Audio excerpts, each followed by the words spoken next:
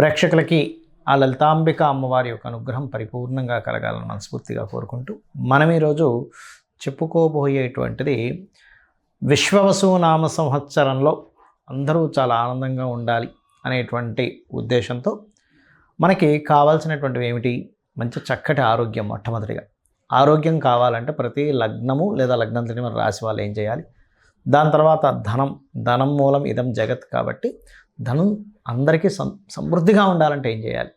అదేవిధంగా ఒక చక్కటి గృహం కానివ్వండి, ఉద్యోగం కానివ్వండి, వ్యాపార సంబంధించినటువంటి విషయాలు కానివ్వండి, వివాహం కోసం చేసే ప్రయత్నాలు సక్సెస్ అవ్వడానికి కానివ్వండి, ఈ అంశాలు ఈ విశ్వవసునామ సంవత్సరంలో ఏ దేవీ దేవతల్ని ఆరాధిస్తే బాగుంటుంది.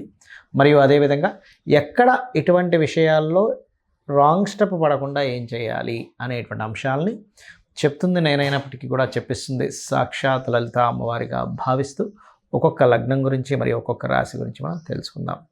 కర్కాటక లగ్నము, కర్కాటక రాశి. కర్కాటకం వారికి ఏంటంటే ఎమోషన్స్ ఎక్కువగా ఉంటాయి, మదర్లీ నేచర్ ఎక్కువగా ఉంటుంది.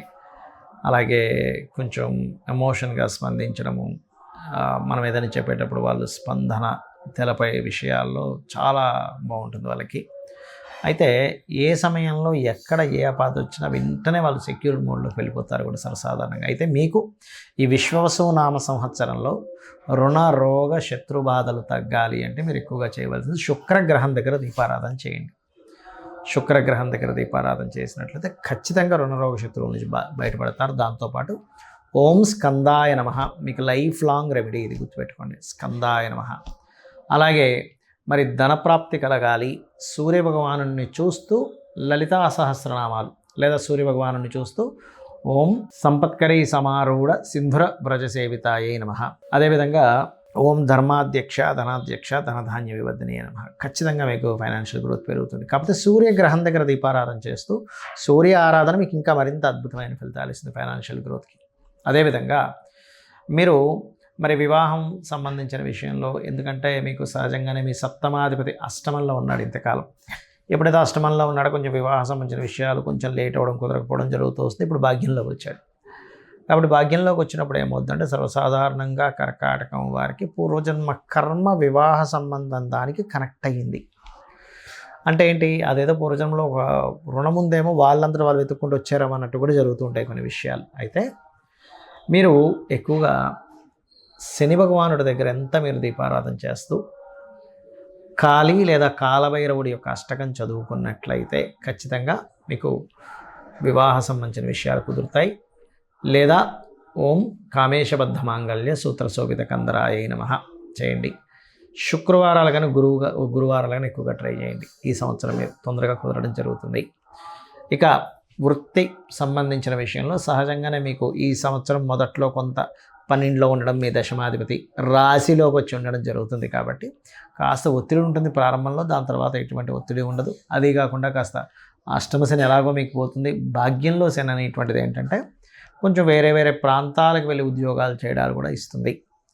అయితే ఈ ఉద్యోగ సంబంధించిన విషయంలో మీకు బాగా మంచి గ్రోత్ రావాలంటే నవగ్రహాల్లో కుజగ్రహం దగ్గర దీపారాధన చేయడము, గోవులకి క్యారెట్స్ తినిపించడము, లక్ష్మీ నరసింహస్వామి యొక్క ఆరాధన లేదా ఓం లక్ష్మీ నరసింహస్వామి అయి నమః, ఓం మాణిక్య మకుటాకార జానుద్వయ విరాజితాయ నమః చేసుకోండి. శుక్రగ్రహం దగ్గర కనుక దీపారాధన చేసినట్లయితే వ్యాపార అభివృద్ధి కూడా మీకు కలుగుతుంది. చాలామందికి మరి జాతకం ఉండదు, అంటే వాళ్ళ డేట్ ఆఫ్ బర్త్లు టైమ్ ఆఫ్ బర్త్లు రాయరు. కొంతమంది పెద్దవాళ్ళు రాసినవా మిస్ అవుతూ ఉంటాయి. మరి అలాంటి వాళ్ళకి రాశి తెలియదు, నక్షత్రము లగ్నం ఏమీ తెలియదని మేమేం చేయాలి? ఒకటే గుర్తుపెట్టుకోండి. ఎందుకంటే వీళ్ళు అయోమయంలో ఉంటారు. ఏదైనా పని అవ్వకపోతే ఏళ్ళనాటి శని నడుస్తుందా, నా జాతకం తెలియదు కదా, సర్పదోషం ఉందేమో, లేకపోతే ఇంకోటి ఏదో బ్యాడ్ మహాదశ నడుస్తుందేమో అనుకుంటూ ఉంటారు. ఒకటే గుర్తుపెట్టుకోండి. మరి తెలియని వారు ఒక టెక్నిక్ పాటించి మీరు ఆ రోజుల్లో ఆ జాగ్రత్తలు తీసుకోవచ్చు. అలాగా మనకి మొత్తం వారానికి 7 రోజులు, ఆ 7 రోజుల్ని 7 గ్రహాలుగా 9 గ్రహాలుగా కూడా అనువదించుకోవచ్చు. అలాగే 7కి 9 ఎలాగా అంటే మనకి 7 వారాలకి తీసుకుంటే ఆదివారం సూర్యుడు, సోమవారం చంద్రుడు, మంగళవారం కుజుడు, బుధవారము బుధుడు, గురువారము గురువు, అదేవిధంగా శుక్రవారానికి శుక్రుడు, శనివారానికి శని. అయిపోయాయి 7 గ్రహాలు అయిపోయి ఇంకా 2 మిగిలాయి, రాహువు కేతువు. వాటిని శనివారానికి రాహువుని, మంగళవారానికి కేతువుని తీసుకొని మీ జీవితంలో గనక కొంతమందికి చూడండి, పలానా రోజులే నాకు చాలా ఇబ్బందులు వస్తున్నాయండి, ఆదివారాలు అంటారు, సోమవారాలు అంటారు, శుక్రవారం నాకు కలిసి రాలేదంటారు. ఎందుకు అంటే పర్టికులర్గా మీకు జాతకం తెలియదు, కానీ మీ జన్మజాతకంలో ఆ గ్రహం బాగుండకపోయి ఉండొచ్చు.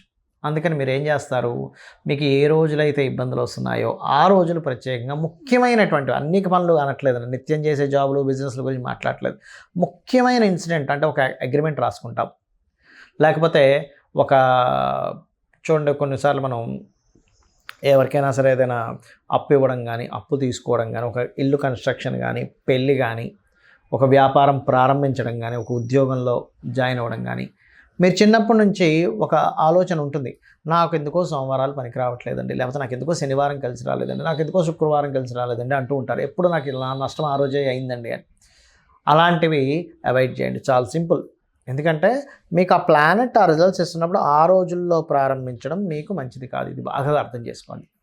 ఇక రెండవది ఏమిటంటే, ఇక్కడ వీటితో పాటు మీరు చేయవలసినటువంటిది, మీ జాతకం తెలిసినా తెలియకపోయినా మీకు పుణ్యము పెరిగి ధనప్రాప్తి కలగాలి అంటే లలితా సహస్రనామాల్లో ఓం సంపత్కరీ సమారూఢ సింధుర వ్రజసేవితాయే నమః, లేదా ఓం ధర్మాధ్యక్ష ధనాధ్యక్ష ధన ధాన్య వివర్ధనియే నమః చేయండి. అద్భుతంగా రిజల్ట్స్ వస్తాయి.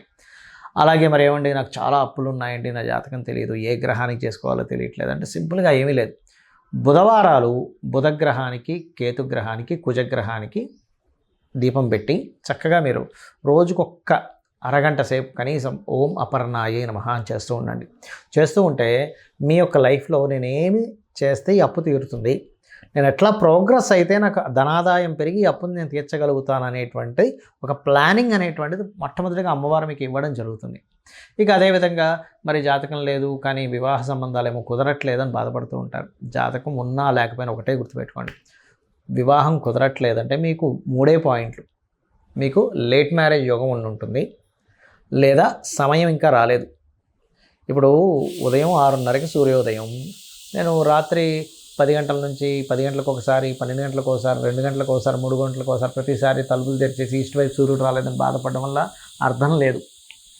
ఎలా అయితే ఉదయం 6:30కి సూర్యోదయం అవుతుందో ఆ వ్యక్తికి వివాహ గడియలు వచ్చినప్పుడు ఆటోమేటిక్గా సంబంధాలు వస్తూ ఉంటాయి. అందులో మీరు మీకు తగినటువంటి జీవిత భాగస్వామిని ఎంచుకుంటూ ఆ గడియలు ఒక్కోసారి కొంతమందికి బలంగా లేకపోవడం వల్ల ఎన్ని సంవత్సరాలు వెయిట్ చేసినా ఒక సంబంధం కూడా సెట్ అవుతుంది. అలాంటప్పుడు ఓం కామేశబద్ధ మాంగళ్య సూత్రశోభిత కందరాయై నమః అనే నామం చేసుకుంటే ఖచ్చితంగా అమ్మవారి మీద పూర్తిగా భారం వేస్తూ మీ నమ్మకాలు అంటే మీరు అమ్మవారిని నమ్ముకుంటూ మీ ప్రయత్నాలు మీరు చేసుకుంటూ వెళ్ళిపోండి.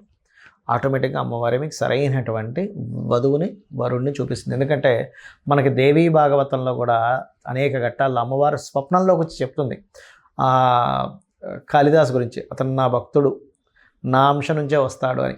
అదేవిధంగా చాలా దేవీ భాగవతంలో ఉండేటువంటి చాలా వృత్తాంతాల్లో పలానా వ్యక్తులకి కల్లోకి వచ్చి చెప్పడం, ఇది చేయమని చెప్పడం అనేటువంటిది ఉంది. అంటే ఏమిటి, అమ్మవారిని ఎవరైతే నమ్ముకుంటారో, భక్తి శ్రద్ధలతో ఎవరైతే చేస్తారో వాళ్ళని చెయ్యి పట్టుకొని నడిపిస్తుంది. అయితే మీకు అనిపించవచ్చు, ఏమంటే అమ్మవారి భక్తి శ్రద్ధలు ఉన్నాయి కానీ ఎక్కడో మాకేదో కష్టం వస్తుందండి అంటే, ఇంకా పెద్ద కష్టం రావాల్సినటువంటిది చిన్న కష్టంతో అమ్మవారు తీస్తుంది. అది మనకి తెలియక చిన్న కష్టాలు కూడా అయ్యో కష్టాలు వచ్చేస్తున్నాయి, నేను రోజు పూజ చేస్తున్నాను, రోజు సంధ్యావందనం చేస్తున్నాను అనుకుంటారు. అంతకంటే ఒక 100,000 రెట్లు పెద్ద కష్టం రావాల్సింది తీసేస్తుంది. లేదా కొన్నిసార్లు అమ్మవారు ఏం చేస్తుందంటే, ఇంకా ఈ జీవుడికి ఈ జన్మచక్రంలో తిరగడం అనవసరం అని చెప్పని ఏదైతే ఉందో ఈ జన్మలోనే ఇప్పుడుండే పీరియడ్లోనే అన్నీ కంప్లీట్ అయిపోయేలా చేయించేస్తుంది కూడా. అది మనకు తెలియక అజ్ఞానంలో అయ్యో నాకు ఇంకా కష్టం ఉందేంటి, నేను ఇంకా ఇబ్బంది పడుతున్నానేంటి, అసలు భగవంతుడు ఉన్నాడా లేడా, ఇలాంటివన్నీ మనం పెట్టేసుకుంటూ ఉంటాం. కాబట్టి అది చేయకండి. నిత్యము మీకు ఒకవేళ ఏలినాడు శని, అర్ధాష్టమి శని, అష్టమి శని నడుస్తున్నా కొన్ని పద్ధతులు పాటించండి, ఎటువంటి ప్రభావం ఉండదు. ఏమిటది అంటే నిత్య దీపారాధన, ఉదయం సాయంత్రం దీపం వెలిగించి చక్కగా ఒక 10 నిమిషాలు అమ్మవారి ముందు కూర్చోండి చాలు. అమ్మవారిని స్మరణ చేయండి, శ్రీమాత్రే నమః, సరిపోతుంది. రెండవది, మీకు దగ్గరలో ఏదైనా ఆలయం ఉన్నట్లయితే వీలున్నప్పుడల్లా రోజు వెళ్ళడానికే ట్రై చేయండి. ఎప్పుడో ఒకసారి ఏదో పని పడింది ఊరు వెళ్ళాం, that is different case, but రోజు వెళ్ళడానికి ట్రై చేయండి. మీ ఆరాలో ఏదైతే ఉందో నవగ్రహాలు పనిచేసే స్థితి ఆరా మీద పనిచేస్తుంటుంది ఎక్కువగా. ఫస్ట్ ఆరా క్లియర్గా ఉంటుంది. మూడవది, దేశీవాలి గోవుల సంరక్షణకి పాటుపడండి. గోవులకి ఏదైనా తినిపిస్తూ ఉండండి. సకల దేవతలు ఉండేటువంటి స్థలం గోవు, అదొకటి చేయండి. అదేవిధంగా మీ పెద్దలని గౌరవించడము, అదేవిధంగా మీ పితృదేవత ఆరాధన, దేవతారాధనతో పాటు పితృదేవత ఆరాధన కూడా చాలా ముఖ్యమైనటువంటి అంశం, గుర్తుపెట్టుకోండి. చేయండి. 100% మీకు ఫలితం పాజిటివ్గా వచ్చి తీరుతుంది.